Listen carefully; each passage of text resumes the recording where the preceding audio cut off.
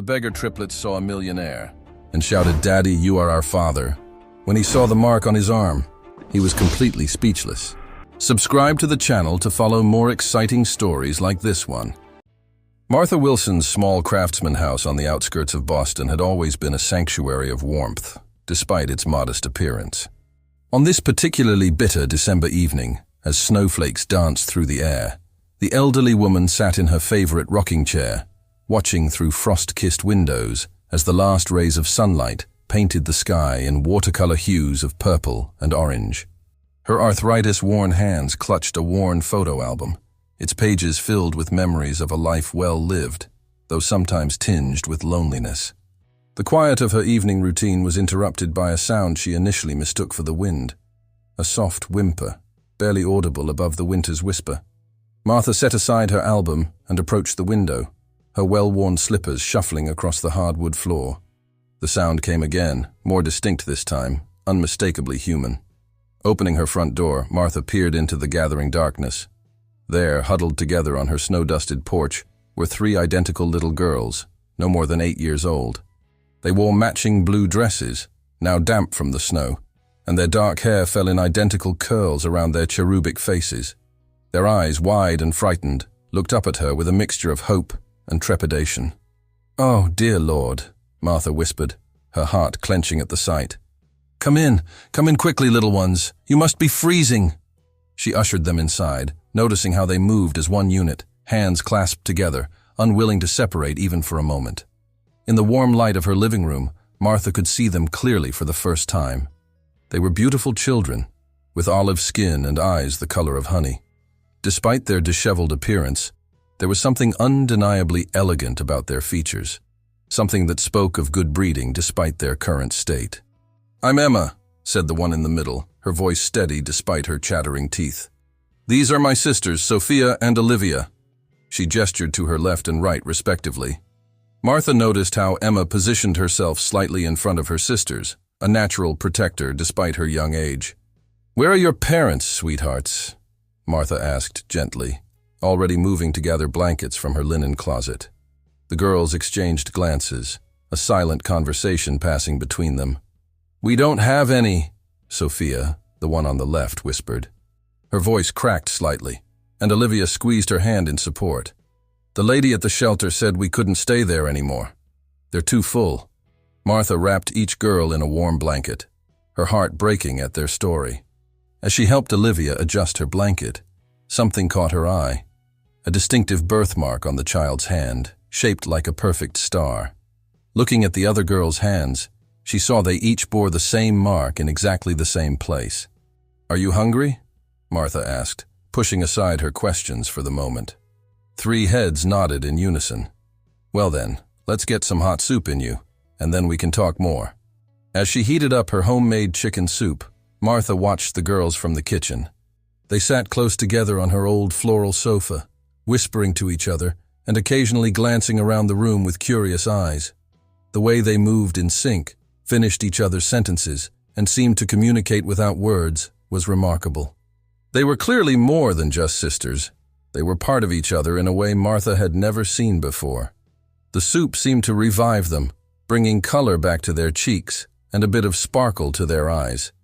As they ate, Martha learned more about their situation. They had been at the shelter for 3 months, but before that, their history was vague. They spoke of moving from place to place, of kind strangers and temporary homes, but never of parents or family. "You can stay here tonight," Martha found herself saying, though she knew in her heart it would be more than just one night. "I have a spare bedroom upstairs and plenty of warm blankets." The girls' faces lit up with hope, but Emma, ever the cautious one, asked, "Are you sure, Mrs. Wilson? We don't want to be a burden." Martha reached out and patted Emma's hand, careful not to startle her. "My dear, sometimes the greatest gifts come in unexpected packages. And please, call me Martha." That night, as Martha tucked the three girls into the double bed in her spare room, she noticed how they naturally arranged themselves. Emma in the middle, with Sophia and Olivia on either side, their star-marked hands clasped together even in sleep. She stood in the doorway for a long moment, watching their peaceful faces in the soft glow of the nightlight. Something about these three little girls, tugged at her heart in a way she couldn't explain. Perhaps it was their obvious need for love and stability, or maybe it was the mysterious circumstances that had brought them to her door on this winter night. Whatever it was, Martha knew her life had just changed irreversibly, and somehow she was perfectly fine with that. As she closed the door softly, Martha whispered a quiet prayer of thanks. Her house had always been full of love, but now it would be full of life too. She didn't know then how significant those star-shaped birthmarks would prove to be, or how these 3 little girls would lead her on the most extraordinary journey of her life. For now, she was simply grateful for the chance to provide shelter to 3 precious souls who needed it. 5 years had passed since that snowy night, and Martha's modest house had transformed into a home filled with laughter, music, and the controlled chaos that came with raising 3 spirited 13-year-old girls. The once quiet rooms now echoed with the sound of footsteps on the stairs, cheerful debates over breakfast, and the harmonious singing that seemed to come naturally to the triplets. On this particular spring morning, Martha stood in her kitchen, preparing breakfast while watching her girls through the window. They were in the backyard, tending to the small garden they had started together 2 years ago. Each girl had her own section, and their personalities shone through in their choices. Emma's plot was perfectly organized, with neat rows of practical vegetables. Sophia had created a whimsical mixture of flowers and herbs, while Olivia experimented with unusual plants she read about in Martha's gardening books. "Grandma, Martha!"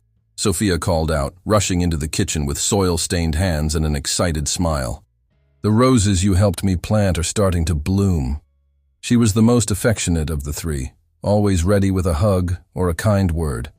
Her sensitivity made her particularly attuned to others' emotions, though it also meant she felt every hurt more deeply. "That's wonderful, sweetheart," Martha replied, hiding a small wince as she reached for the plates. Her joints had been bothering her more lately, but she was determined not to let it show. "Would you mind helping me set the table?" Emma, ever observant, noticed Martha's discomfort as she entered the kitchen. "I'll do it, Grandma," she said firmly, taking the plates from Martha's hands. At 13, Emma had grown into her role as the protective one, always watching out for both her sisters and Martha. Her maternal instincts, strong even when they first arrived, had only grown stronger with time. Olivia bounded in last, her notebook clutched in her hands. "Did you know that some flowers can predict the weather?" she announced, already flipping through her pages of notes. "I've been keeping track of how the morning glories open and close, and there's a pattern." Of the 3, Olivia was the researcher, always seeking to understand how things worked. Martha smiled at their familiar dynamic as they settled around the breakfast table. The girls had grown so much, yet remained uniquely themselves. They still wore their dark hair in similar styles, but their individual personalities showed in subtle ways. Emma's practical hairband, Sophia's delicate butterfly clips, and Olivia's ever-present pencil tucked behind her ear. "Mrs. Peterson from the library asked about you yesterday," Martha mentioned as she passed around the homemade biscuits. "She said she's holding some new science books for you, Olivia." Olivia's eyes lit up, but then dimmed slightly. "The membership fee is due soon," she said quietly. The girls were always conscious of financial matters, despite Martha's efforts to shield them from such concerns. "Don't worry about that," Martha assured them, though she made a mental note to check her savings account. Her pension covered their basic needs, but extras sometimes required careful planning. "We'll take care of it." Emma exchanged a glance with her sisters, their matching star-shaped birthmarks visible as they reached for their glasses of orange juice. Over the years, they developed an almost supernatural ability to communicate without words, something that still amazed Martha. "Actually," Emma began carefully, "we've been thinking. We're old enough to help out now. Mrs. Robinson at the bookstore said she could use some help organizing the children's section on weekends." Martha felt a surge of pride mixed with concern. "You girls don't need to worry about money. Your job is to focus on school and enjoy being young." "But we want to help," Sophia insisted, her gentle voice firm. "You've done so much for us, Grandma Martha. Please let us do this." The conversation was interrupted by a knock at the door. It was Rose Martinez, their neighbor from 2 houses down, who had become like family over the years. She worked as a maid at one of the grand mansions in the wealthy part of town, and often brought the girls hand-me-downs from her employer's daughter. "Good morning," Rose called out cheerfully, holding a bag of clothes. Victoria Thompson was clearing out her closets again. "I thought the girls might like these." The triplets gathered around excitedly as Rose pulled out beautiful dresses and sweaters, all barely worn. Martha noticed how they automatically sorted the clothes according to their preferences. Emma choosing the practical pieces, Sophia drawn to the softer, more romantic styles, and Olivia picking out anything with pockets for her notebooks. As they tried on their new treasures, Martha and Rose shared a knowing look. The clothes were lovely, but both women knew they represented something larger, the vast gap between the girls' current life and the luxury they might have known under different circumstances. "They're growing up so fast," Rose commented softly, watching the girls twirl in their new dresses. "These years are precious." Martha nodded, suppressing another twinge of pain in her joints. She hadn't told anyone about her increasing discomfort or the way her vision sometimes blurred. The girls needed her, and she was determined to stay strong for them. Later that evening, as Martha tucked away the last of the dinner dishes, she heard music floating down from upstairs. The girls were singing together, their voices blending in perfect harmony. It was a lullaby she had taught them during their first week in her home, when nightmares would wake them crying.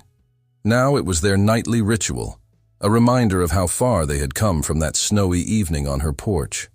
Martha closed her eyes, letting the sweet melody wash over her. She sent up a silent prayer of gratitude for these precious girls who had brought such joy to her life, even as a nagging worry about her health tugged at the edges of her consciousness. But she pushed the concern aside. They were happy, they were safe, and they were loved. For now, that was all that mattered. What she didn't know was that their carefully constructed world was about to face its greatest challenge, and those mysterious star-shaped birthmarks would soon lead them all down a path none of them could have anticipated. The first signs were subtle, a dropped cup here, a forgotten appointment there. Martha had always been the picture of organization and capability, which made these small lapses all the more noticeable to her three observant daughters. Emma, Sophia, and Olivia watched with growing concern as their beloved guardian struggled to maintain her usual routines. One autumn morning, as golden leaves swirled outside their windows, the girls were preparing breakfast, a role reversal that had become increasingly common. Emma stood at the stove, carefully flipping pancakes while Sophia set the table, and Olivia read aloud from her science textbook, preparing for an upcoming test. "Grandma Martha is sleeping late again," Sophia whispered, glancing anxiously at the stairs. "That's the third time this week." Emma nodded, her face tight with worry. "I heard her moving around at 3 a.m. She seemed confused about what time it was." Olivia lowered her textbook, the pencil behind her ear temporarily forgotten. "Maybe we should call Dr. Anderson? Remember how he said to keep an eye out for any changes?" Before either sister could respond, they heard Martha's familiar shuffle on the stairs. The girls quickly arranged their faces into cheerful expressions, but their guardian's appearance made their hearts sink. Martha's silver hair was uncombed, her usually pristine robe was buttoned incorrectly, and there was an uncertainty in her movements that hadn't been there before. "Good morning, my darlings," Martha said, her voice warm despite her disheveled appearance. "Something smells wonderful. Emma made your favorite. Blueberry pancakes," Sophia announced, rushing to help Martha to her chair. "And I picked fresh mint from the garden for your tea." Martha smiled, but her hands trembled as she reached for her teacup. "Such good girls," she murmured. "When did you all grow up so fast? It seems like just yesterday you were those tiny things on my doorstep." "We had a good teacher," Emma replied, sliding a perfectly golden pancake onto Martha's plate. As she leaned over, her star-shaped birthmark peeked out from beneath her sleeve, catching the morning light.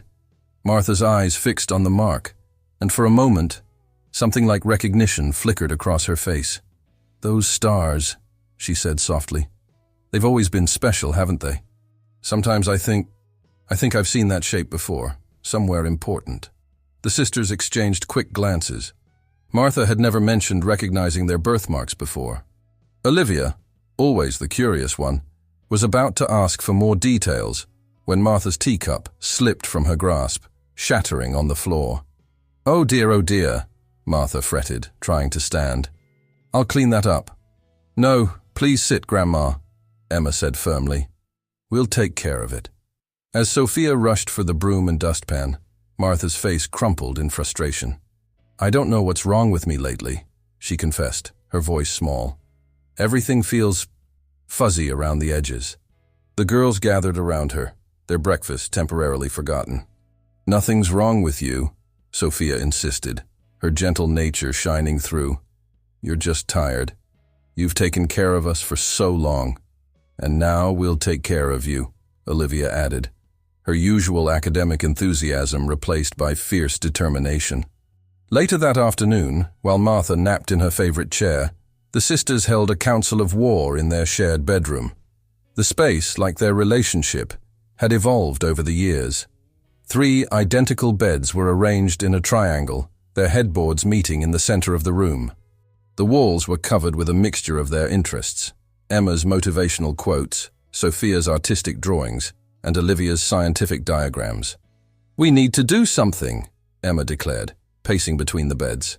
She's getting worse, and we can't pretend anymore that it's just tiredness. Sophia hugged her knees to her chest, her eyes swimming with tears. But what can we do? We're just kids, and we don't have any money for real medical care. Olivia, who had been unusually quiet, suddenly sat up straighter. Actually, I've been doing some research. She pulled out her ever-present notebook. There's a renowned neurological center in Boston. They have some of the best doctors in the country. We can't afford something like that, Emma pointed out, her practical nature asserting itself. Maybe not, Olivia conceded. But remember what Rose told us about her job? She works for one of the wealthiest families in Boston, the Thompsons. Mr. Thompson is on the hospital's board of directors. Emma's eyes widened as she caught her sister's train of thought. You think Rose might be able to help us get Martha seen there? It's worth asking, Olivia insisted. Rose has always been kind to us. Sophia twisted her hands together, her sensitivity making her particularly attuned to the gravity of their situation. But what if they try to separate us? If they find out Martha's sick, they might decide she can't take care of us anymore. The thought sent a chill through the room. They'd heard enough stories from their brief time in the shelter to know what happened to siblings in the system. Sometimes they were split up, sent to different homes. For the triplets, whose connection went bone deep, separation was unthinkable. We won't let that happen, Emma said firmly, her birthmark seeming to glow as she clenched her fist. We'll figure this out together, like we always have. A sound from downstairs interrupted their discussion, the thud of something heavy falling, followed by silence. The girls raced down the stairs to find Martha crumpled at the bottom, unconscious but breathing. Call 911, Emma shouted, rushing to Martha's side. Sophia was already on the phone, her voice shaking as she gave their address. Olivia ran to get the blanket from the couch, her scientific knowledge kicking in as she remembered they needed to keep Martha warm. As they waited for the ambulance, holding Martha's hands and whispering words of comfort, each girl was acutely aware that their world was shifting beneath their feet. The safe harbor they'd found with Martha was threatening to disappear, and they would need every ounce of their courage and bond to face what was coming. None of them could have known that this crisis would set in motion a chain of events that would unlock the mystery of their past, or that their star-shaped birthmarks would soon lead them to answers they never knew they were seeking. For now, they could only hold on to each other and pray that their beloved Martha would open her eyes again. The sterile corridors of Boston General Hospital seemed endless as Emma, Sophia, and Olivia followed the social worker, Ms. Brooks, toward the intensive care unit. The antiseptic smell and fluorescent lighting made everything feel surreal, as if they were walking through a dream, or rather, a nightmare. Martha Wilson's condition is stable, Ms. Brooks explained, her sensible shoes squeaking against the polished floor. But she's in a comatose state. The doctors are running tests to determine the cause. Sophia's hand trembled in Emma's grip. Of the 3, she was taking this the hardest, her natural empathy making her particularly vulnerable to the overwhelming emotions of the situation. On Emma's other side, Olivia clutched her notebook, where she'd been frantically documenting every medical term and procedure she could understand. Can we see her? Emma asked, trying to keep her voice steady. At 13, she knew she needed to appear as mature as possible. Any sign of instability could lead to questions about their living situation. Ms. Brooks hesitated before the ICU doors. Briefly, but first, we need to discuss your temporary living arrangements. Without an adult guardian. Our neighbor Rose Martinez is looking after us, Emma interrupted quickly. She's known us for years. She's already contacted Martha's lawyer about temporary guardianship. This wasn't entirely true. They had asked Rose to help them, but the details weren't finalized. However, Emma knew they needed to buy time. Sophia squeezed her hand in silent support, while Olivia nodded emphatically. Ms. Brooks made a note in her file. I'll need to verify this information. In the meantime, you can see Mrs. Wilson for 5 minutes. Remember, she's connected to various machines, so try not to be alarmed. Despite this warning, nothing could have prepared the girls for the sight of their strong, vibrant Martha lying motionless in the hospital bed, surrounded by beeping monitors and hanging IV bags. Sophia let out a small sob, quickly muffled by her hand. "Oh, Grandma Martha," Olivia whispered, approaching the bed with scientific curiosity, warring with emotional distress. "Look at all these machines helping you." Emma remained by the door, her mind racing. They had exactly 2 problems to solve: getting Martha the best possible care and ensuring they stayed together. The solution to both might lie with the Thompsons, the wealthy family Rose worked for. After their brief visit, the girls found Rose waiting in the hospital lobby. She had come straight from work, still wearing her maid's uniform beneath her coat. Her kind face was creased with worry. "Come on, queridas," she said softly. "You'll stay with me tonight. We'll figure everything out tomorrow." That night, huddled together on Rose's pull-out couch, the sisters held their nightly council.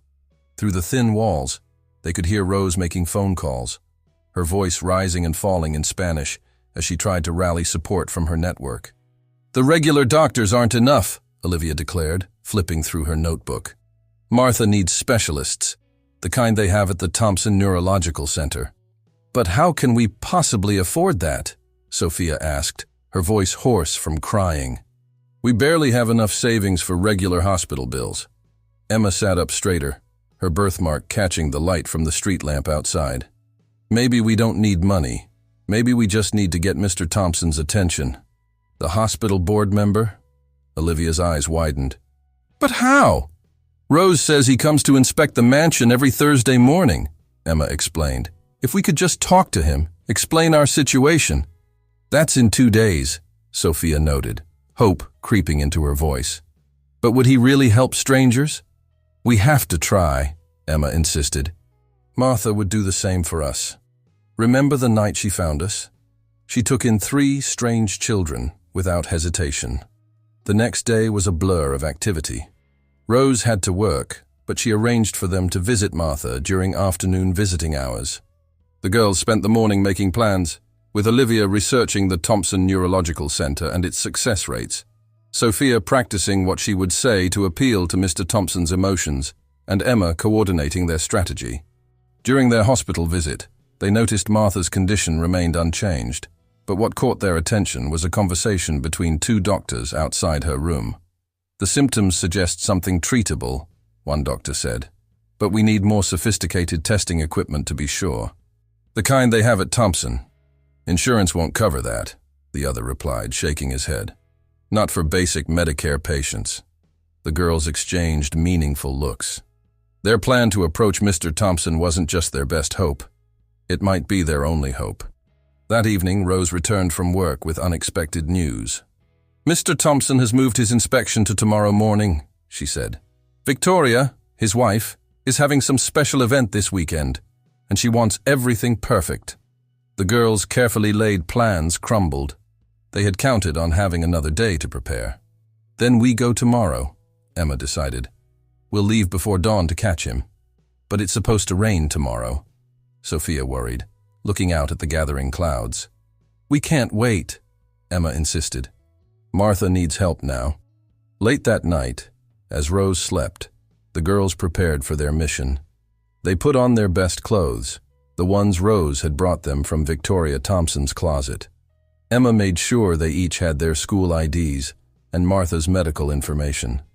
Olivia packed her notebook with all her research, and Sophia gathered the few family photos they had, hoping they might help tell their story.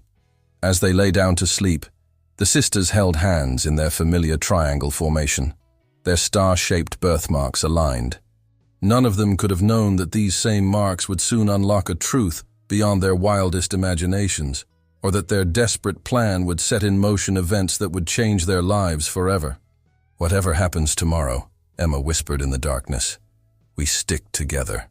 "Always," her sisters whispered back, their voices harmonizing even in that single word. Outside, thunder rumbled in the distance, heralding the approach of a storm that would prove both literal and metaphorical. The next 24 hours would test their bond, their courage, and their determination in ways they could never have anticipated. The pre-dawn air was heavy with moisture as three small figures made their way through the wealthy neighborhoods of Boston's Beacon Hill. The Thompson mansion loomed ahead, its massive iron gates and manicured gardens presenting an intimidating barrier to the desperate trio.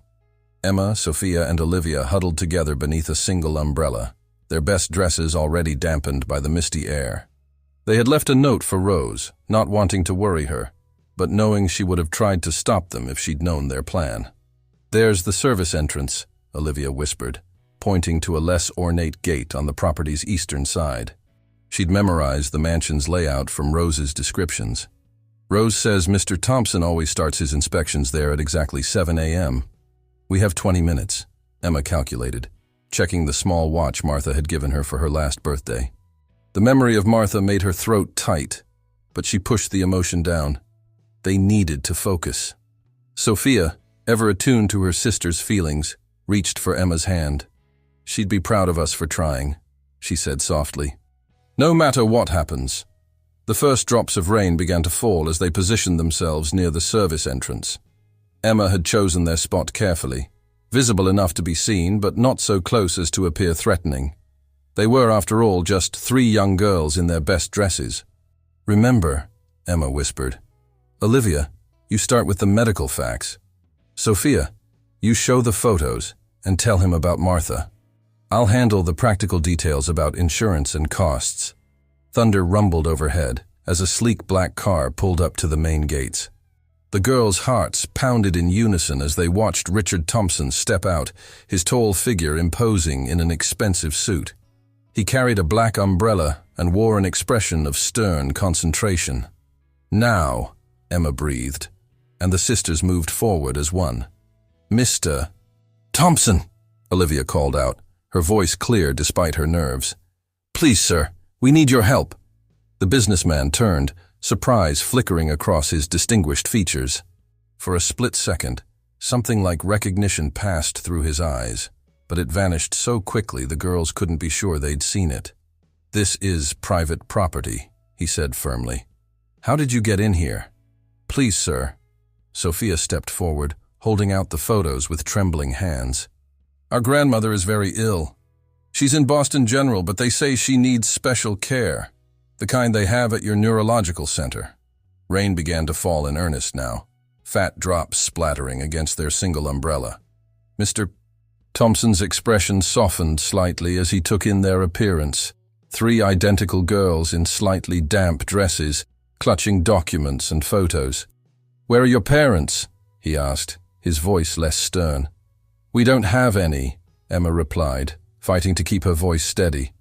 "Martha Wilson took us in 5 years ago. She's all we have, and now she's in a coma. The doctors say the Thompson Neurological Center could help her, but our insurance won't cover it." Olivia opened her notebook, protected from the rain by a plastic cover. "I've researched all the treatment options. Your center has the highest success rate for cases like hers. If we could just get her evaluated." A sharp voice cut through the rain. "Richard, what's keeping you?" Victoria Thompson appeared at the main entrance, elegant in a designer dress. Her eyes narrowed as she took in the scene. "Who are these children?" The girls felt Mr. Thompson's demeanor change instantly. His face became a mask of professional detachment. "Just some local children with a charity case," he said dismissively. "Jenkins, please escort them out." "But please!" Sophia cried, stepping forward. As she did, her sleeve pulled back, revealing her star-shaped birthmark. We're not asking for charity, just a chance. Mr. Thompson's eyes fixed on the mark, and for a moment his composed facade cracked. His hand moved unconsciously to his own wrist, where his suit cuff covered something the girls couldn't see. "Richard?"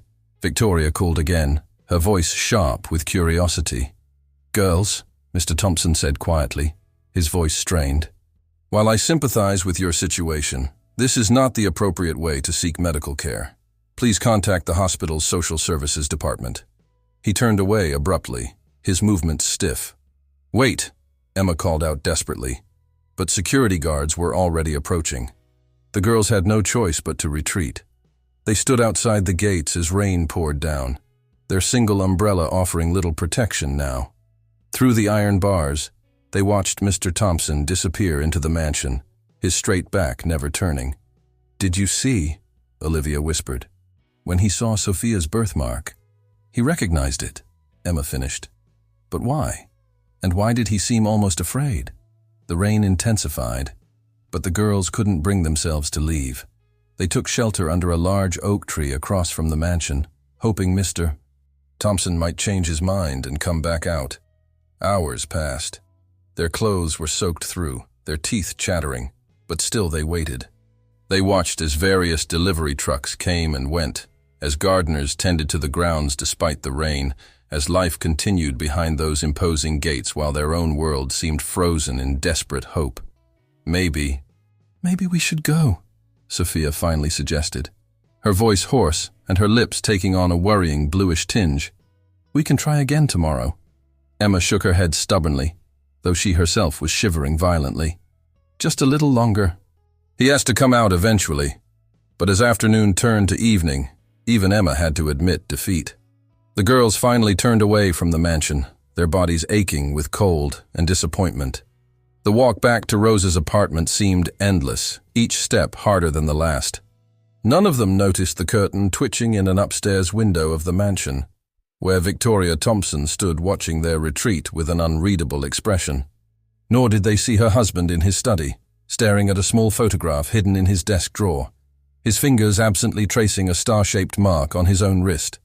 By the time they reached Rose's apartment, all three girls were burning with fever, their bodies punishing them for their hours in the cold rain. As Rose opened the door and gasped at their condition, they could barely stand. "Dios mío!" Rose exclaimed, pulling them inside. "What have you done?" "You're burning up!" The room spun around them as Rose helped them to the couch. The last thing Emma saw before losing consciousness was her sisters' pale faces, their wet hair plastered to their foreheads, and their star-shaped birthmarks seeming to pulse with an urgent message none of them yet understood.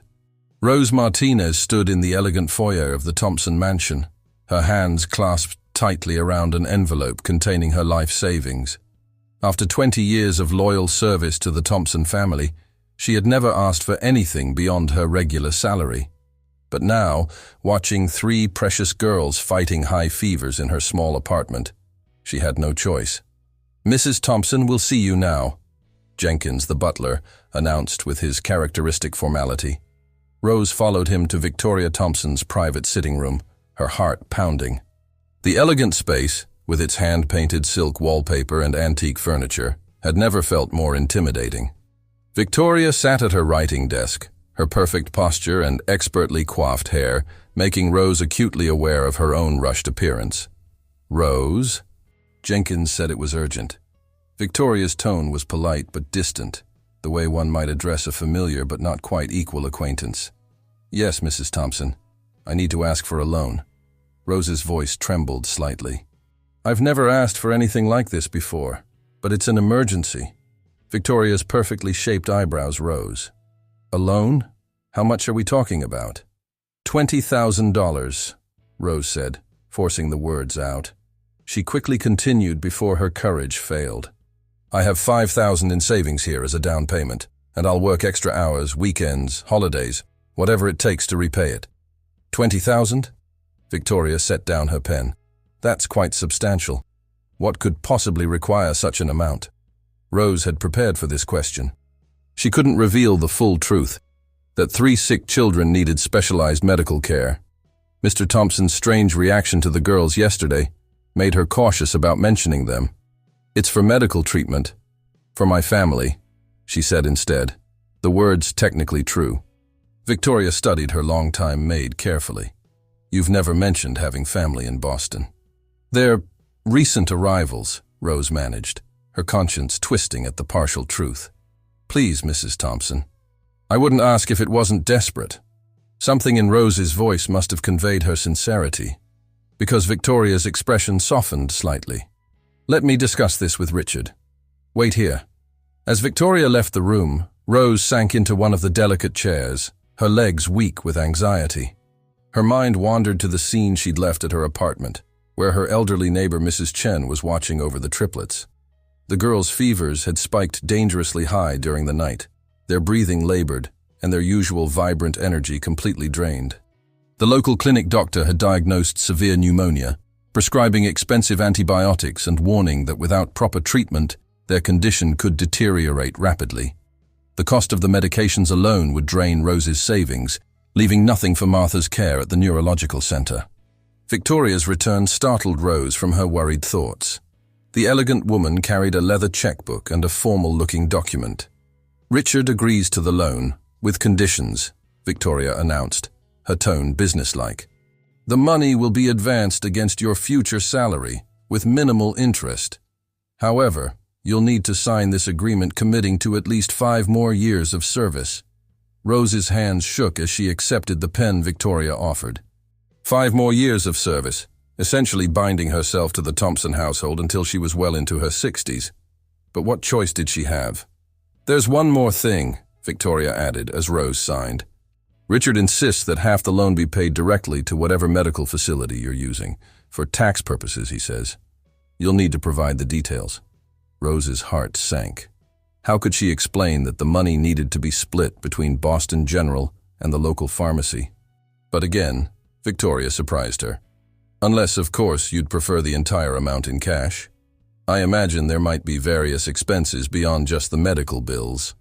Rose looked up sharply, catching an unfamiliar expression in Victoria's eyes, something almost like understanding. "The cash would be better, if possible," she said quietly. Victoria nodded and began writing the check. "Rose, you've been with us for 20 years. You've seen my best and worst moments, helped raise my children, kept my confidences. If you say you need this money, I believe you." Tears pricked at Rose's eyes as she accepted the check. "Thank you, Mrs. Thompson. I'll never forget this. Just make sure whoever needs this care gets it," Victoria said softly. Then, her usual brisk manner returned. "Now, about the weekend's dinner party." An hour later, Rose rushed through the doors of Martinez Pharmacy, clutching her precious check. Mr. Martinez, no relation but a kind man who had helped the community for decades, was already preparing the girls' prescriptions. "I have the money," Rose announced breathlessly. "For everything they need." The elderly pharmacist nodded gravely. "I've added some extra supplements and fever reducers. Those girls are fighters, but they need all the help they can get." Back at her apartment, Rose found the girls awake but weak. They huddled together on her pull-out couch, their faces flushed with fever, but their eyes bright with concern for each other. "Rose," Emma croaked, trying to sit up. "You didn't go to work. You'll get in trouble." "Shh," Rose soothed, unpacking the medications. "Everything's taken care of. Now we focus on getting you 3 healthy again." As she helped each girl take their medicine, Rose noticed their star-shaped birthmarks seemed more prominent against their fever-flushed skin. There was something hauntingly familiar about those marks, something that tugged at her memory. But she pushed the thought aside. Right now, all that mattered was helping these precious children recover. What Rose didn't know was that her act of sacrifice had set in motion events that would soon bring long-buried truths to light. In his study at the mansion, Richard Thompson held a worn photograph in trembling hands, a photo of a young woman with 3 tiny babies, each bearing a distinctive star-shaped mark on their tiny wrists. His own identical mark seemed to burn beneath his sleeve as he struggled with a decision that would change multiple lives forever. Victoria Thompson had always prided herself on her ability to maintain control. Control over her household, her emotions, and especially over unexpected situations. But standing in Rose Martinez's modest apartment doorway, she felt that carefully constructed control slipping away. She hadn't meant to follow her maid. But after watching Rose practically run from the mansion with her medication-filled bags, Victoria's curiosity had gotten the better of her. Something about Rose's desperate need for money, combined with Richard's strange behavior over the past few days, had triggered her well-honed instincts for detecting secrets. Now, faced with the sight before her, Victoria understood why. 3 identical girls lay on a pull-out couch, their faces flushed with fever, their dark curls damped with sweat. They were wearing borrowed pajamas that Victoria recognized. She'd given them to Rose just last month, discarded from her own daughter's wardrobe. But it was their faces that struck her most forcefully. Even ill, there was something hauntingly familiar about their features. "Mrs. Thompson!" Rose's startled voice broke through her thoughts. The maid stood frozen, a cool compress in her hands, looking like she'd seen a ghost. "These are the children from yesterday," Victoria said quietly, her voice carefully neutral. "The ones who came to see Richard." Before Rose could respond, one of the girls, the one who seemed to be the leader, tried to sit up. "We're sorry," she managed between labored breaths. "We didn't mean to cause trouble. Please don't blame Rose." "Emma, lie down," Rose urged, rushing to the girl's side. "Your fever is still too high." Victoria found herself stepping further into the apartment, drawn by some force she couldn't quite understand. The girl's condition was clearly serious. Their breathing was shallow and rapid, and even from where she stood, she could see the unnatural brightness in their eyes. "How long have they been this sick?" she asked, surprising herself with the concern in her voice. "Since yesterday's rain," Rose answered, her attention focused on adjusting Emma's pillows. "The doctor says it's pneumonia. All 3 of them." One of the other girls, the one clutching a worn notebook even in her illness, spoke up. "We had to try," she whispered. "For Martha. She's all we have." Victoria remembered the story from yesterday. Their guardian in a coma, their desperate plea for help at the neurological center. She looked around the small apartment, noting the medicine bottles, the cool compresses, the quiet determination with which Rose tended to the children. Suddenly, the loan request made perfect sense. "You asked for the money for them," Victoria said to Rose. It wasn't a question. Rose straightened her shoulders, facing her employer. "Yes, Mrs. Thompson, I couldn't let them suffer. They're such good girls, and they've been through so much already." The third sister, the gentlest looking of the 3, had tears sliding down her feverish cheeks. "We didn't want Rose to get in trouble," she said softly. "We just wanted to help Martha." Something about the girl's words, or perhaps the way she said them, cracked Victoria's carefully maintained facade.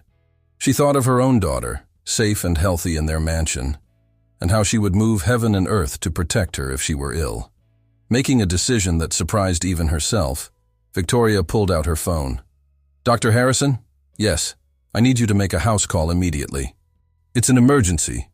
She rattled off Rose's address, pulling rank as one of the hospital board members' wives to ensure immediate response. "Mrs. Thompson, you don't have to," Rose began, but Victoria held up a hand. "These children need proper medical care, and they need it now." Her tone brooked no argument. As she moved closer to the couch, something caught her eye. A distinctive mark on Emma's wrist as the girl reached for a glass of water. A star-shaped birthmark. Victoria's breath caught in her throat. She'd seen that exact mark before, on her husband's wrist. Richard usually kept it covered with expensive watches or long sleeves, claiming it was just an odd birthmark he preferred to hide. But Victoria had always sensed there was more to the story. Looking at the 3 girls now, she saw what she'd missed yesterday in the rain. The shape of their eyes, the curve of their jaws, the particular way their eyebrows arched. All features she saw every morning across the breakfast table from her husband. "Rose," Victoria said, her voice surprisingly steady despite her racing thoughts. "I think you'd better tell me everything you know about these girls." Before Rose could respond, there was a knock at the door. Dr. Harrison had arrived in record time. The next hour passed in a blur of medical examinations, prescribed treatments, and quiet consultations. Victoria remained, watching as the doctor confirmed the severity of the girl's condition. They need hospital care, Dr. Harrison insisted. Their oxygen levels are concerning. Victoria made another decision. Prepare the guest wing at my house, she instructed Rose. We'll move them there where they can be properly monitored. But Mrs. Thompson, Rose protested. This isn't a request, Rose. Victoria's tone was firm but not unkind. These children need round-the-clock care in a controlled environment. My house has the space and the resources. As arrangements were made to transport the girls, Victoria watched them hold hands in their familiar triangle formation, their star-shaped birthmarks aligned. She thought of Richard's strange behavior, of his reaction to the girls yesterday, of all the little mysteries that suddenly seemed to be falling into place. She had built her life on control and order, on knowing exactly where everything and everyone stood. But looking at these 3 sick children who so clearly shared her husband's blood, Victoria realized some things were more important than maintaining perfect control. Sometimes the heart had to lead the way. The Thompson Mansion's guest wing, typically reserved for visiting dignitaries and business associates, had been transformed into an impromptu medical ward. 3 identical beds had been arranged in the spacious room, each equipped with medical monitoring equipment hastily delivered from the Thompson Neurological Center. The late afternoon sun cast long shadows through the floor-to-ceiling windows, creating an almost ethereal atmosphere in the normally formal space. Victoria stood in the doorway, watching as nurses settled the triplets into their new surroundings. Despite their illness, the girls remained inseparable, their beds pushed closer together than the medical staff would have preferred. Even in their fevered state, they seemed to draw strength from their proximity to each other. Mrs. Thompson, one of the nurses, approached her. Their fevers are still high, but the new medications seem to be helping. Dr. Harrison wants to monitor them through the night. Victoria nodded, her eyes fixed on the girls' faces. Each look, each gesture seemed to reveal another similarity to Richard. How had she not seen it immediately? The way Emma's brow furrowed in concentration, just like Richard when he studied important documents. Olivia's analytical gaze, so reminiscent of her husband's approach to problems. Sophia's gentle smile, the same one Richard wore in their earliest photographs together, before the weight of his responsibilities had hardened his features. Rose, Victoria called softly to her maid, who hadn't left the girl's side since their arrival. Richard will be home soon. I think it's time we had a conversation with him. Rose wrung her hands nervously. Perhaps we should wait until the girls are stronger. No. Victoria's voice was firm but gentle. They've waited long enough. We all have. As if on cue, they heard the distinctive sound of Richard's car pulling into the circular driveway. Victoria straightened her shoulders and headed downstairs to meet her husband, her mind racing with how to approach this conversation. Richard entered through the front door, his usual confident stride faltering slightly, as he noticed the unusual activity in his home. Nurses coming and going, medical equipment being delivered. Victoria, what's going on? His voice carried its usual authoritative tone, but there was an undercurrent of uncertainty. Victoria took a deep breath. Come with me, Richard. There's something you need to see. I have a board meeting in an hour. This is more important. Victoria's tone left no room for argument. She led him toward the stairs, noting how his usually steady hands fidgeted with his watch, the one that covered his star-shaped birthmark. As they approached the guest wing, the sound of labored breathing and quiet murmurs grew louder. Richard's steps slowed, as if some part of him sensed what was waiting. Victoria, what is this about? His voice had lost its usual confidence. Instead of answering, Victoria opened the door to the guest room. The scene inside seemed to freeze time itself. 3 young girls, mirror images of each other, lay in their hospital beds. Their dark hair, so like Richard's in his childhood photos, spread across white pillows. Their olive skin, flushed with fever, carried the same warm undertones as his. And there, on each of their wrists, the unmistakable star-shaped birthmark that Richard had spent years hiding. Richard stood motionless in the doorway, his face draining of color. Emma, always the protector, struggled to sit up despite her weakness.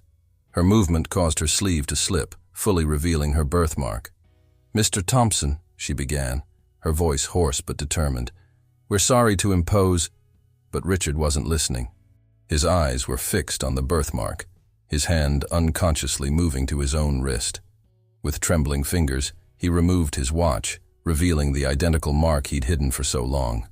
Sarah, he whispered, a name that seemed to carry the weight of years of buried memories. They're Sarah's daughters. Victoria stepped closer to her husband, her voice gentle but firm. They're your daughters, Richard. The words seemed to break whatever spell had held him in place. Richard moved forward, his usual composed demeanor cracking with each step. He reached Emma's bedside, his eyes moving from one girl to another, taking in every feature, every detail he'd tried so hard not to see before. I knew, he admitted, his voice rough with emotion. When I saw them at the gate, I knew. But I couldn't. I didn't know how to... We have the same mark as you, Olivia observed from her bed, her scientific mind pushing through even her illness. The probability of that being coincidental is statistically impossible. A sound somewhere between a laugh and a sob escaped Richard's throat. You sound just like your mother. She was always analyzing everything, finding patterns. You knew our mother? Sophia's gentle voice carried across the room, filled with longing. Richard sank into a chair between Emma and Olivia's beds, his normally perfect posture crumbling. Sarah Mitchell. She worked in our research department 13 years ago. She was brilliant, passionate about her work.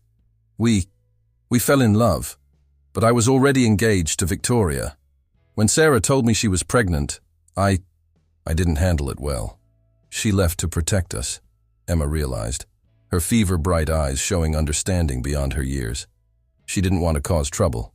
She left before I could make things right, Richard continued, his voice heavy with regret. I searched for her, but she disappeared completely. I never knew she'd had triplets. Never knew about you until... He trailed off, overcome with emotion. Victoria, watching from the doorway, saw something she'd never witnessed in their 15 years of marriage. Her husband crying. The girls exchanged glances, their silent communication transcending their illness. Then slowly, Emma reached out her hand toward Richard, her birthmark aligned with his. We found you, she said simply. Richard grasped her small hand in his, then reached for Olivia's with his other hand. Sophia, though weakened by fever, managed to reach across the space between the beds to complete the circle. 4 identical star-shaped birthmarks aligned, seeming to pulse with a shared heartbeat. In that moment, the carefully constructed walls of privilege and propriety that had defined the Thompson mansion began to crumble, replaced by something far more precious. The raw, honest connection of family finally found. The following weeks in the Thompson mansion brought changes that no one could have anticipated. The grand house, once a showcase of perfection and formality, had transformed into something warmer, filled with the sounds of recovery and renewed life. The guest wing, now permanently converted into the girls' space, had become the heart of this transformation. Victoria Thompson stood in the doorway of what they now called the Sisters' Suite, watching as Emma, Sophia, and Olivia sat up in their beds, their color finally returning to normal. Their pneumonia was steadily improving under the careful attention of the medical team, but it was something else that caught Victoria's attention. The way the morning light played across their features, highlighting expressions she was beginning to recognize and cherish. Mrs. Thompson? Sophia's gentle voice interrupted her thoughts. Are you feeling all right? You look a bit pale. Victoria pressed a hand to her stomach, where her own secret was just beginning to show. I'm fine, dear. And please, I've told you to call me Victoria. The girls exchanged one of their characteristic looks, those silent conversations that spoke volumes. Emma, ever the most direct, spoke up. You're pregnant, aren't you? Victoria started, her hand instinctively pressing harder against her barely visible bump. How did you... Olivia noticed first, Emma explained, while her scientifically minded sister nodded. The way you've been avoiding certain smells, touching your stomach when you think no one's looking, and leaving meetings rather suddenly. Plus, Sophia added with her sweet smile, you have that special glow that Martha always said pregnant women have. The mention of Martha sobered the moment.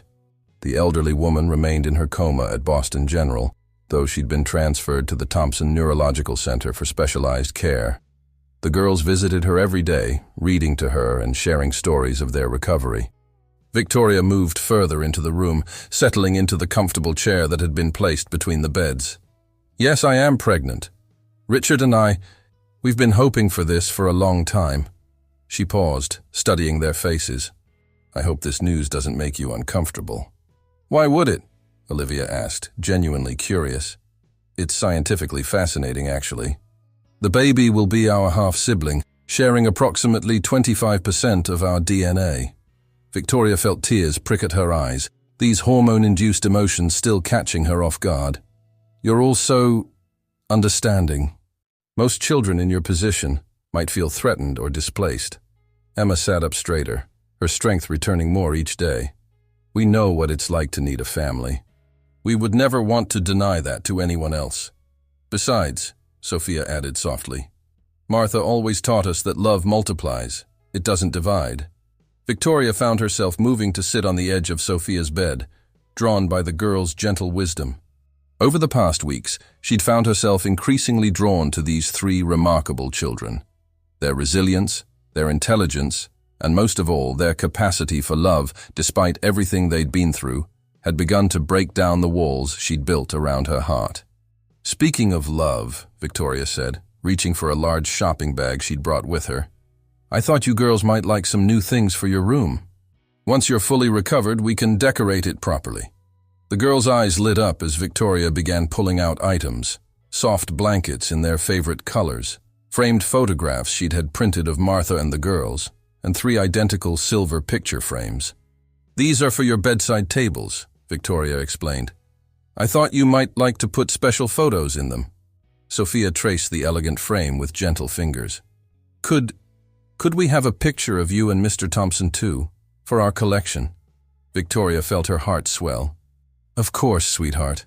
And speaking of Richard," she hesitated, then continued, "he'd very much like it if you felt comfortable calling him Dad. But only when you're ready, of course." The sisters exchanged another of their silent looks before Emma spoke. "We've been talking about that. It's just, Martha has been our only parent for so long. We don't want to hurt her by—" "Oh, my darlings." Victoria found herself gathering Sophia into a gentle hug, mindful of her recovering state. "Martha will always be your first mother. Nothing can change that. Just like—" she took a deep breath, "just like Sarah will always be your birth mother." At the mention of Sarah, all 3 girls became very still. It was still a tender subject, the mother they'd never known who had left them to protect them from scandal. "Have you—" Olivia began hesitantly. "Have you found any trace of her?" Victoria shook her head sadly. "Richard has his best people looking, but so far, nothing. But we won't give up. She deserves to know what wonderful daughters she has." A knock at the door interrupted their conversation. Richard stood there, looking more relaxed than Victoria had seen him in years. He'd taken to working from home more often, spending his free moments with the girls, making up for lost time. "There's my favorite women," he said warmly, then added with a wink, "all 5 of them." The girls' eyes widened. "5?" Emma asked, quick as always. Richard grinned, moving to stand beside Victoria. "Should we tell them?" Victoria nodded, taking his hand. "The doctor confirmed it this morning." "We're having a girl!" The excitement in the room was palpable. Olivia immediately began calculating the probable birth date, while Sophia dreamed aloud about having a baby sister to care for. Emma watched it all with a thoughtful smile. "She'll be here just as summer begins," Victoria said, then added softly, "and she'll have 3 amazing big sisters to help guide her." "Do you think," Sophia asked hesitantly, "do you think she'll have the star too?" Richard touched his own birthmark, now displayed openly rather than hidden under expensive watches. "We'll love her just the same, either way." As if in response to his words, Victoria felt her baby kick for the first time. Without thinking, she reached for Emma's hand, the nearest, and placed it on her stomach. The girl's eyes widened in wonder as she felt the movement. "She's saying hello," Victoria whispered, tears flowing freely now as she watched Emma guide her sister's hands to feel their baby sister's movements. In that moment, Victoria realized that her perfectly ordered world hadn't been destroyed by these unexpected additions to her family. It had been completed by them. The love she felt for the child growing within her had somehow expanded to encompass these three remarkable girls who had entered her life so unexpectedly. As the afternoon light filled the room, Victoria watched the sisters share their excitement about the baby, their star-shaped birthmarks catching the sun as they gestured animatedly. She placed a hand on her growing bump, wondering if her daughter would indeed share that special mark. But she knew now that it didn't matter. What mattered was the love that had begun to heal old wounds and create new bonds, stronger than any genetic connection. The Thompson mansion had always been a testament to wealth and sophistication, its marble floors and crystal chandeliers speaking of old money and careful preservation. But in the months following the triplets' arrival, the stately home had undergone a metamorphosis that went far beyond its physical appearance. Gone were the sterile silences and echoing halls. Now, laughter bounced off the walls as three fully recovered girls raced down the grand staircase, their matching backpacks bouncing against their shoulders.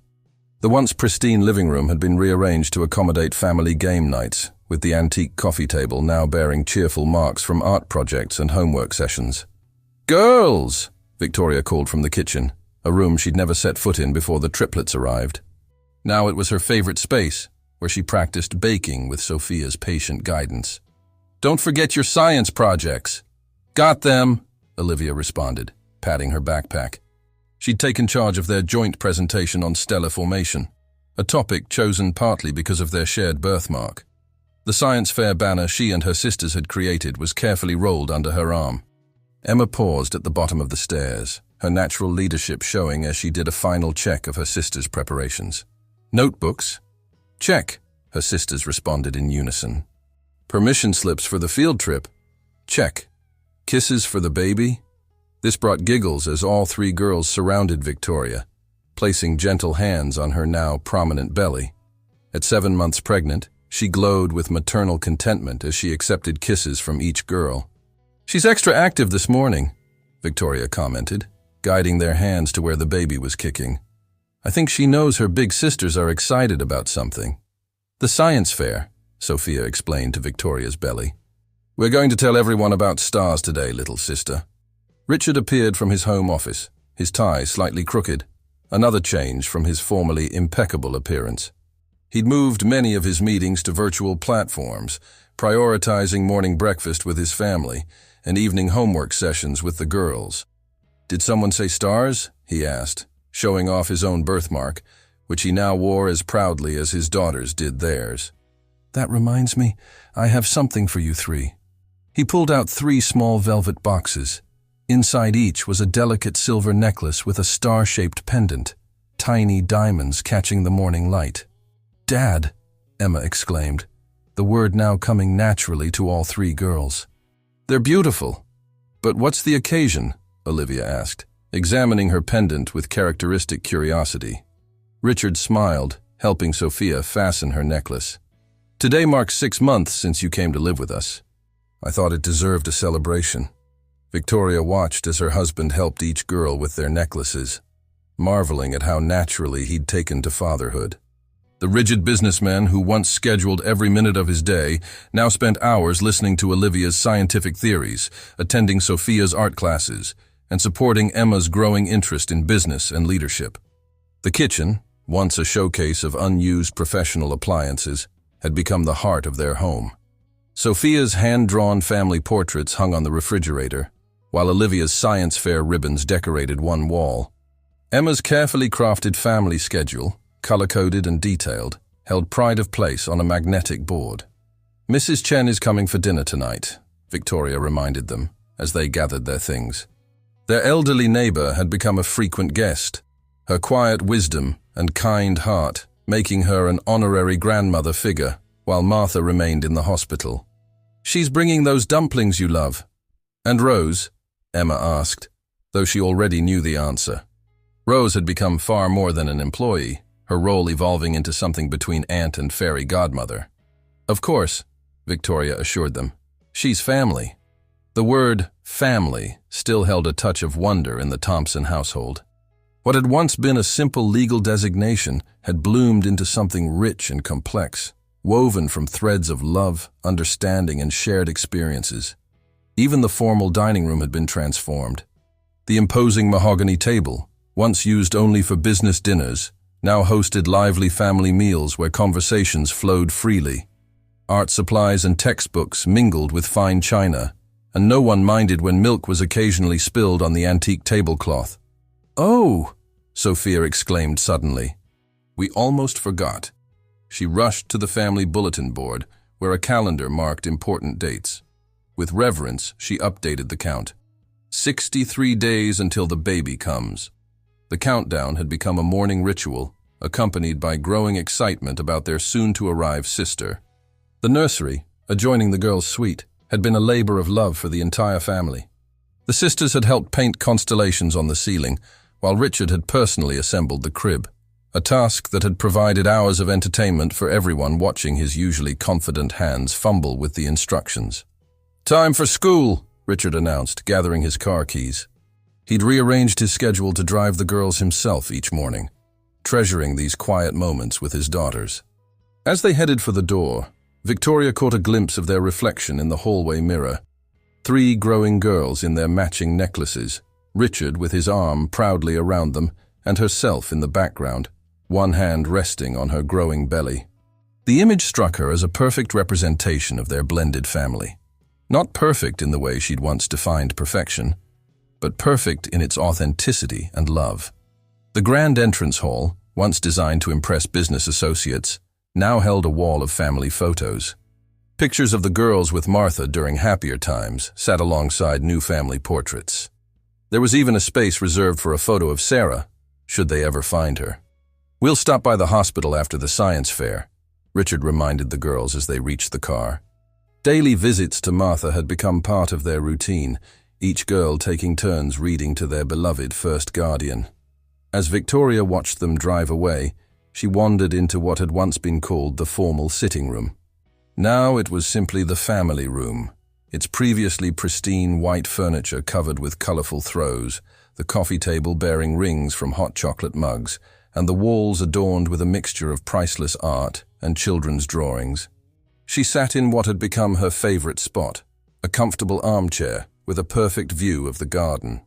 The previously manicured landscape had been partially transformed into a working vegetable garden, the girls' project with Rose, while bright flowers bloomed in carefully tended beds.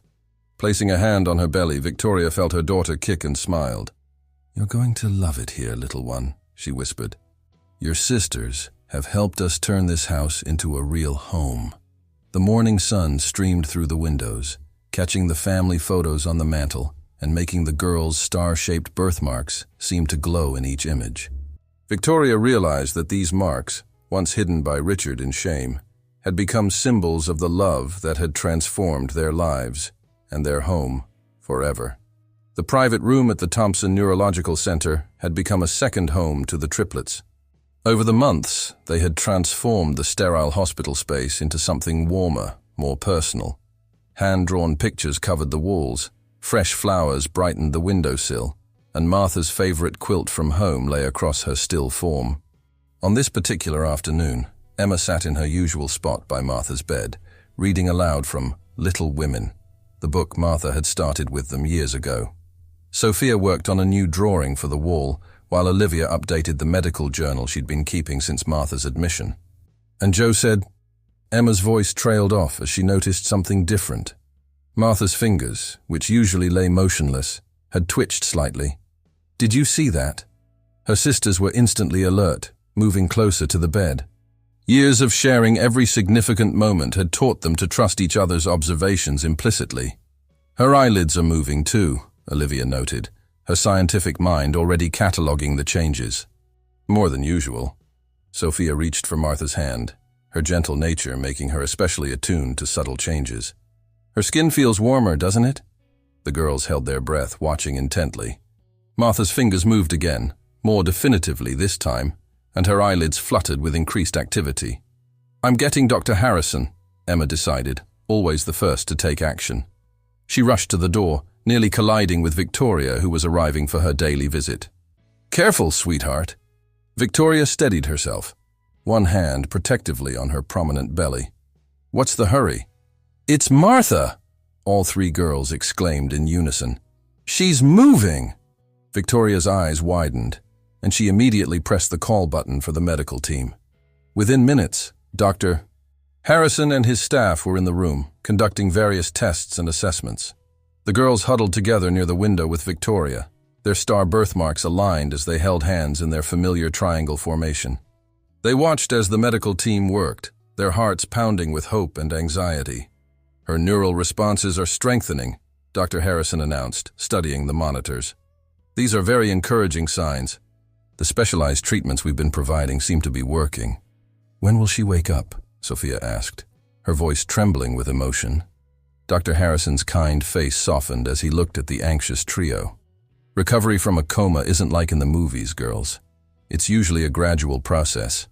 But these are definitely positive developments. Victoria pulled out her phone to call Richard, who had been in a board meeting. Within 20 minutes he arrived, slightly out of breath and with his tie askew, a sight that would have been unthinkable months ago. Any changes? He asked, moving to stand protectively behind his daughters. As if in response, Martha's eyelids fluttered more intensely and a small sound escaped her lips. Martha? Emma called softly, approaching the bed. Can you hear us? The room held its collective breath.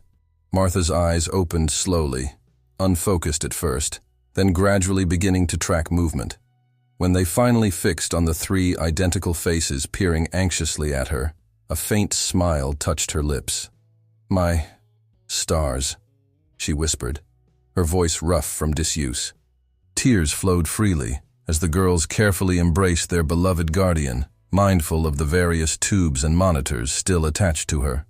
Victoria found herself crying too, her pregnancy hormones amplifying her emotional response to the beautiful reunion. Richard wrapped an arm around his wife's shoulders, his other hand resting on Emma's back as she leaned over Martha's bed. The scene before him, his daughters reuniting with the woman who had loved them when he couldn't, filled him with a complex mixture of gratitude and regret. As Martha became more alert over the next few hours, the girls took turns updating her on everything she had missed. They told her about their recovery from pneumonia, their new home at the mansion, and their expanding family. And look, Sophia said excitedly, pulling out the latest ultrasound picture from her backpack. This is our baby sister. Martha's eyes, though tired, sparkled with joy as she looked at the image. Another little star, she murmured. We don't know yet if she'll have the birthmark, Olivia explained, ever precise. But Dad says it doesn't matter.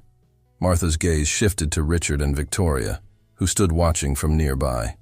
You found them, she said softly to Richard. You finally found your stars. Richard moved closer to the bed, emotion making his voice rough. No, Martha. You found them. You gave them love and a home when I was too blind to see what was right in front of me. I can never thank you enough for that. These girls, Martha said, her voice growing stronger. They were a gift. From the moment I found them on my porch, I knew they were special. Not because of any birthmark, but because of their hearts. Victoria stepped forward, taking Martha's free hand. And now they've given all of us a precious gift. The gift of becoming a real family. The afternoon light streamed through the hospital window, catching the girls' star necklaces and making them sparkle. Martha smiled at the sight, remembering the three tiny girls she'd found in the snow, their birthmarks glowing just like these necklaces. Tell me everything, she requested, settling back against her pillows. Start from the beginning. As the girls took turns sharing their story, their voices blending together in their excitement, Martha's room continued its transformation. What had been a place of waiting and worry became a space of joy and reunion, filled with the sound of laughter and the warmth of family love. Outside the window, the first stars of evening began to appear in the darkening sky, their light a reminder of the mysterious ways that love finds its way home. The Thompson mansion buzzed with anticipation on a warm June morning. Martha, fully recovered and settling into her new suite adjacent to the girls' rooms, sat in her favorite rocking chair by the window. She watched as Emma, Sophia, and Olivia put the finishing touches on a welcome banner that read, "Welcome home, little star." Do you think she'll like the mobile we made? Sophia asked, adjusting the handcrafted stars hanging from the nursery ceiling. Each one had been carefully painted with constellations by the sisters, their newfound knowledge of astronomy put to artistic use. Of course she will, Emma assured her, ever the confident one. Besides, she won't be able to see it clearly for a few months anyway. Olivia told us all about infant vision development, remember? Olivia nodded sagely, consulting her ever-present notebook, where she documented every detail about newborn development. Babies don't develop full-color vision until about 4 months of age, and their visual acuity continues to improve throughout the first year. The sound of cars pulling into the circular driveway sent the girls rushing to the window. Richard's black Mercedes led the way, followed by Rose's car carrying Martha's wheelchair, a temporary necessity as she continued her rehabilitation. "They're home!" the girls chorused, racing down the grand staircase with the enthusiasm that had become a hallmark of the once formal house. Victoria emerged from the car first, radiant despite her exhaustion, cradling a tiny bundle wrapped in a soft white blanket. Richard hovered protectively at her side, his usual business demeanor completely forgotten in his role as new father. The entrance hall, once an austere greeting space, had been transformed with balloons, streamers, and welcome signs. Mrs. Chen waited with a traditional Chinese red egg and ginger party spread, while Rose added the final touches to a 3-tiered welcome cake. "Girls," Victoria called softly as she entered, "come meet your sister properly." The triplets gathered around, their matching star necklaces glinting in the summer light. Victoria carefully pulled back the blanket to reveal a tiny face framed by dark curls, so like their own. "Hello, Grace," Sophia whispered, using the name they had all chosen together, a symbol of the blessing that had brought their family together. As if responding to her sister's presence, baby Grace opened her eyes, revealing the same honey-colored irises they all shared. But it was when Victoria adjusted her sleeve that everyone gasped. There, on Grace's tiny wrist, was a perfect star-shaped birthmark. "Another star," Martha said softly from her wheelchair, her eyes glistening with happy tears. "Just like the night I found you 3. "It's statistically remarkable," Olivia couldn't help commenting, though her scientific observation was somewhat undermined by the tears in her eyes. "The genetic probability of all 4 of us sharing the exact same birthmark." "Some things go beyond statistics," Richard said, putting an arm around his oldest daughters while gazing at his youngest. "Some things are simply meant to be." The first days of Grace's life set the tone for the new normal in the Thompson mansion. The formal dining room became a round-the-clock gathering space, with family members taking turns with night feedings and diaper changes. The antique furniture witnessed midnight lullabies and early morning baby stories. Martha regained her strength steadily, her rehabilitation spurred on by her determination to help with the baby. Her suite, connected to both the girls' rooms and the nursery by a covered walkway Richard had specially built, became a favorite gathering spot for bedtime stories and family meetings. One evening, about a month after Grace's arrival, the entire family gathered in the main living room. The formal space had been permanently transformed into a cozy family room, with comfortable seating arranged to facilitate conversation and connection. "I have something to show you," Richard announced, producing an old photograph from his desk drawer. It showed a much younger version of himself with a woman who shared the girl's features. "This is Sarah, your birth mother." The triplets leaned in eagerly, studying the face of the woman who had given them life. In the photo, her star-shaped birthmark was clearly visible as she gestured animatedly about something. "We found her," Victoria added gently. "She's been living in Seattle, working as a research scientist. She'd like to meet you when you're ready." The girls absorbed this information in their characteristic way, Emma thoughtfully, Sophia emotionally, and Olivia analytically. Then they looked at each other, their silent communication flowing naturally. "We'd like that," Emma spoke for all of them. "Not because we need another mother. We've been blessed with 2 amazing ones already." She smiled at both Victoria and Martha. "But because she's part of our story, and now we can finally understand all of it." Baby Grace chose that moment to wake up, her tiny star-marked hand reaching out from her bassinet. Each of her sisters reached out to touch her. their own stars aligned in a perfect pattern of love and family. "You know," Martha mused, watching the scene with contentment, "that night when I found you three on my porch, I thought I was seeing stars fallen from heaven. I never imagined those stars would lead to all of this." Victoria, sitting beside her with Grace in her arms, smiled. "That's the thing about stars," she said softly. "They don't just shine, they guide us home." The mansion that had once echoed with emptiness now resonated with the sounds of family. Grace's baby coos, the triplets' harmonious laughter, Martha's gentle humming, Rose's cooking lessons, Mrs. Chen's stories, and the constant flow of love and life that had transformed cold marble and crystal into warm, living spaces. Richard, watching his family from his favorite armchair, finally understood what had been missing from his life all those years. It wasn't success or status or perfect order. It was the beautiful chaos of love, the unexpected joy of family, and the mysterious way that four little stars had aligned to light up his world. Outside, the summer stars began to appear in the darkening sky, their ancient light bearing witness to the truth that Martha had known all along, that sometimes the greatest gifts come in unexpected packages, and that love, like starlight, has the power to transform everything it touches.